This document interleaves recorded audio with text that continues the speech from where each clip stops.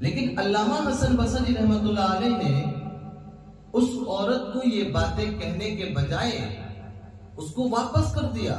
आप सीधा दौड़ करके अपने घर पे आते हैं और आकर के आपने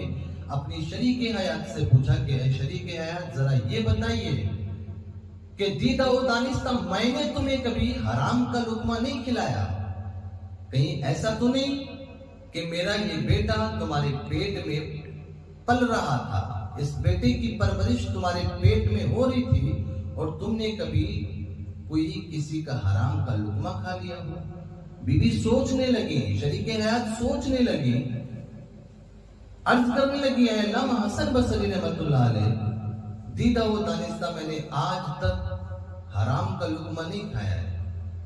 हाँ, जहां तक मुझे याद है एक ताजर अंगूर बेचने के लिए आया था, उसकी टोकरी से एक अंगूर का दाना गिर गया। उस अंगूर के दाने को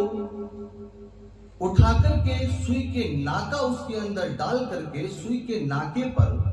जो अंगूर के रस का मजा लगा था, उस मजे को जुबान पे रख करके मैंने चख लिया था। अल्लामा हसन बसरी रहमतुल्लाह अलैह शरीके हयात से बोलते हैं कि है शरीके हयात अब खामोश हो जाओ, मैं समझ गया कि मेरा बेटा नाफरमान क्यों है। आप अंदाजा लगाएं, जब अंगूर का एक रस जो सुई के नाके पर आया, अगर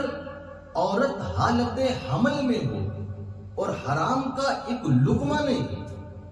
जमीन नहीं, जायदाद नहीं, अंगूर सुई के नाके पर अंगूर का लगा हुआ रस अगर चख ले तो बेटा नाफरमान हो जाता है। अंदाजा लगाएं, अंदाजा करें आप इस बात से कि जो लोग अपने भाई की जमीन को गस्ब कर लिया करते हैं,